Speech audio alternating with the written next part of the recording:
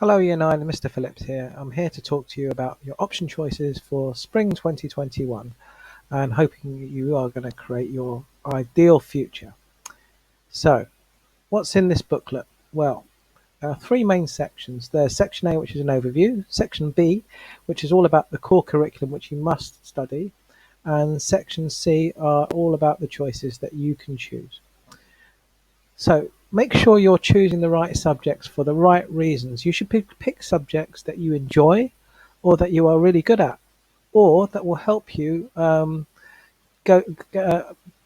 help you on your career path, help you choose that right sort of pathway to maybe future qualifications or future courses that you know you want to study. It's okay if you don't know what you want to go on to in higher education yet. You'll get plenty of information and guidance as you go through year 10, 11, and hopefully 12 and 13. So don't worry if you don't know exactly what it is you want to do yet, but choose things you enjoy and that you like. Do not choose stuff just because your friends are doing it. We know there are, it's nice to be in a class with your friend, but what if you don't like the subject that your friend does? Will you do as well in it? Of course you won't. So it's not a good idea to do that. And there's no saying you'll actually be sat next to your friend in class or even in the same class, because many subjects have two or three classes because they're very popular choices and you might not even be in the same class. And please do not choose a subject just because of the teacher either. Now, we know that we have some very likable and very strong, lovely teachers here, and it's nice to be taught by them, but it's the subject that is important, not the teacher, because there's no guarantee again that you will get that teacher for that class in the future. So choose the subjects rather than the people. Here's the Year 9 timeline. So we have had the Year 9 options assembly, and we are also about to have the Year 9 Parents' Evening tomorrow. And that will be preceded by a talk from myself that I've invited all parents to at 4 p.m. just before the evening, and it will finish just before 5 minutes before the appointment starts to get parents time to log on. But it'll be a presentation of the options process, timeline, and how they make choices. So I'll give parents a little overview, basically what I did for you students in assembly today. And then the parents' evening will take place, and it'll be a discussion of progress so far this year in 5-minute appointment slots, which your parents have been booked into on School Cloud. Also on Thursday, we'll be releasing this option booklet and subject videos that your teachers have really stepped up to make. So your teachers have really raised the bar this year. So they've all made departmental videos for each subject about what each subject is about, how it's examined, what to expect, and they're really quite entertaining and a bit funny in some places as well. So we hope you enjoy watching that with your parents. So it will give you a very good idea of what to expect, and you can keep referring back to it and watch it as many times as you like so you don't forget any important information. We're busy writing your reports at the moment, and on Friday the 26th we're going to send your Year 9 reports home. So the reports will help support your choices with your parents so you know what's suitable and what you'd be able to do and which choices would probably be the right ones for you. So that's an extra piece of information that we'll find very useful for helping you decide your future. You can see the big one is the red one, and that is the 30th of April, and that is the deadline for students to submit their choices online using a Google form. And don't worry, if you're not sure how to fill that in, there'll be a separate video on how to do that as well that you can access. So as I said earlier, that there'll be a web page. So when you go onto our school website, there'll be a Year 9's option button. You click on that and that will take you to a web page full of these videos, resources and booklets and the Google form where you can read everything at your leisure. And as you can see, we've given a generous amount of time for you to make those choices. So the choices don't have to be in until the 30th of April. In June and May, I get to do my favorite thing in the year, which is construct the timetable and option blocks. So one of the first jobs in my timetable is to make the option blocks. And this is very exciting for me because what I'd have to do is try and give everyone their first choice. I'm touching wood here because the last 2 or 3 years we've been very successful and all students have got their first choices and not had to fall back on reserves. That's not to say it can't happen, it just depends on what the combination of choices are like. So we then contact students if we need to before then if there is going to be a problem.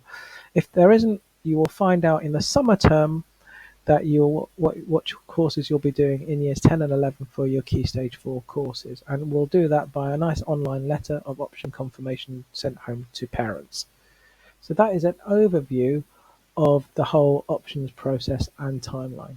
So moving on to section A, you'll have a core base of lessons that you must study, and then the students will be able to make 4 option choices from the following list of subjects. Now, you may notice that most are GCSEs and a couple of BTECs. So what we're trying to do is cater for students who learn in different ways and have different strengths. So BTECs are for those that are very technically minded and maybe performance and assignment orientated. So for PE and business studies, you can take them in either GCSE or BTEC. They're still equivalent to one GCSE. There's no difference whatsoever in terms of the strength of the qualification. It's just the way that it's assessed is slightly different. The EBAC is a performance measure that the government's come up with, but it's considered to be quite a good thing if you can get an EBAC, but it's not absolutely essential. But the EBAC is made up of English, maths, history or geography as a humanity subjects, 2 sciences and a language, plus all the other subjects that you do as well. So if you get that, you've achieved the EBAC. But it's not absolutely essential for you to have to do that. So on to the core curriculum. So hours per week, you will get 3.5 hours a week, that's 7 hours a fortnight in year 10, and 4 hours a week in year 11 of English and maths. And science, slightly more because there's a double award subject and triple in some cases, and that's 5.5 hours in year 10 a week, that's 11 hours a fortnight, and 6 hours a week, 12 hours a fortnight in year 11. And that's worth 2 or 3 GCSEs depending whether you do the separate sciences or combined science. You also have to do core PE, which is 1 hour a week or 2 hours a fortnight. And in year 10, you still do day 10, so that gives you your 15 hours a week of core time at Key Stage 4. That leaves another 10 hours a week, that's 20 hours a fortnight for your option choices. So if you have not worked it out already, you can probably work out that each subject is 2.5 hours per week.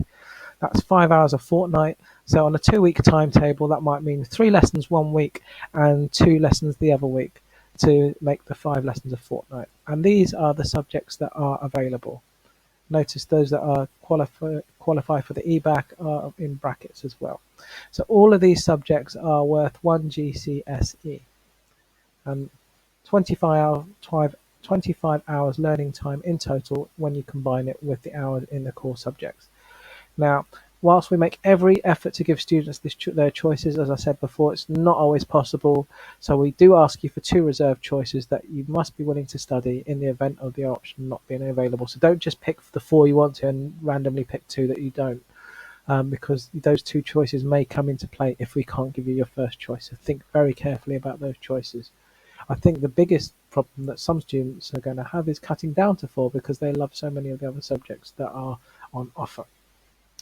So section B, just a review of the core curriculum. So we show you what a typical entry looks like. So we've got English here, and you've got the exam board, and this tells you which exam board is doing the subject. And then these numbers, there's the Quan numbers, which mean they're government qualification assessment numbers, which means that they're officially recognised by the government and they're actually worth a GCSE. Now, I just want to show you something. These numbers and letters do mean something. So AQA and the course spec 8702. So if I go into a new tab and I do AQA in 8702, you should see that this comes up straight away. It will happen in most search engines, and it will take you straight to the English GCSE literature page from that exam board, and it will tell you the key dates, the assessment resources. You can download the whole spec, everything from here. So everything you could wish for as a parent or a student is on here, and basically we repeat that format for every single subject. So this bit at the top of each page will help steer you to the right resources from the exam board. And these sections are very important as well. So what will students study, how the exams are broken down, what percentages they're worth, etc., etc. And also for each subject, what you will actually learn. So in English literature, these are the main themes that students will learn about: how they will learn, what they will read, what they will do, more examination information, and all the technical stuff you need to know. And very importantly, at the bottom, um, you've got the head of department's email, so you can contact them if there are any questions you might have, and there are no questions that are silly or crazy. You can ask any questions you like, and the heads of department are more than happy to respond to you by email. Moving on, you've got maths, again, exactly the same format. So if you typed in Edexcel and then that course spec, it will come up just the same and take you to their particular page. And again, as you can see, the same format with different information in it because it's a different subject. So the types of exams and how it's broken down, all the information is there, head of department contact, so on and so forth.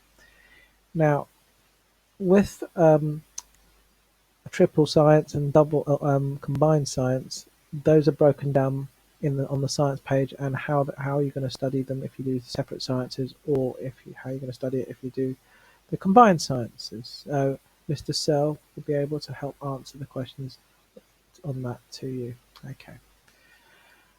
And now section C, the one you've been waiting for, all the all important option choices. So same format, but each subject has its own page again, and I really urge you to read this, because each page, although it's the same format, the courses are very different given the different subject nature, and it's really important that you understand what's being required of you in terms of your commitment to independent learning, your commitment to how you will learn. So you need to know, is this the right course for me? Am I going to be comfortable learning in this way, this material? What's expected of me out of hours in school? Again, head of department contact there. So each department has its own entry. Now I'm just going to take you to business, because business is quite interesting. So business has a GCSE, and it's laid out in exactly the same way.